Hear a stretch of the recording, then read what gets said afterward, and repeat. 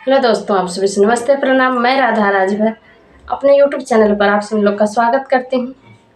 आप सभी को हैप्पी करवा चौथ की ढेर सारी शुभकामनाएं। आज मैं आप सभी लोग के बीच में एक बहुत ही सुंदर करवा चौथ का गीत लेकर आई हूँ। तो आप लोग इस गीत को सुनिए और अच्छा लगा तो वीडियो को ज़्यादा से ज़्यादा शेयर कीजिए और कमेंट बॉक्स में ज़रूर बताइएगा कैसा लगा। और प्लीज़ चैनल का सपोर्ट करते रहिए आप लोग। लाइट नहीं है फिर भी वीडियो बना रही हूँ मैं, तो सुना रही हूँ मैं करवा चौथ का गीत।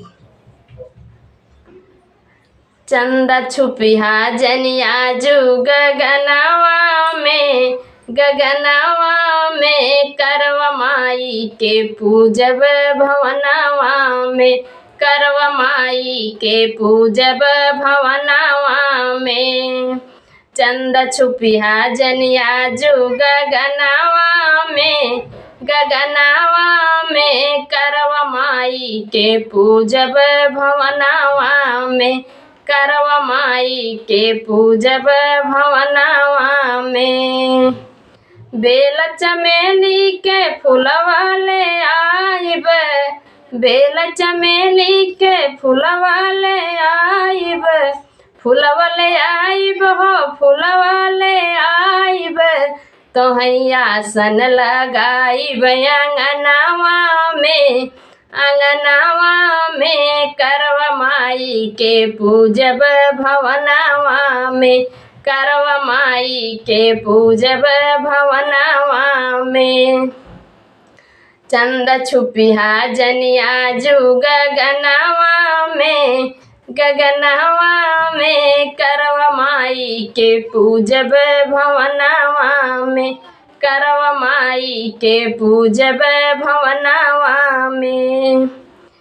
खीर पूड़ी के भोगवा लगाइब, खीर पूड़ी के भोगवा लगाइब, भोगवा लगाइब हो भोगवा लगाइब, तोहर आरती उतारब अंगनवा में करवा माई के पूजब भवनवा में, करवा माई के पूजब भवनवा में। पति संग हाथ जोड़ी करब पूजनवा, पति संग हाथ जोड़ी मंगब वरदनवा, पति संग हाथ जोड़ी मांगब वरदनवा। जोड़ी अमर रखिया सातो जनमवा में करवा माई के पूजब भवनवा में, करवा माई के पूजब भवनवा में।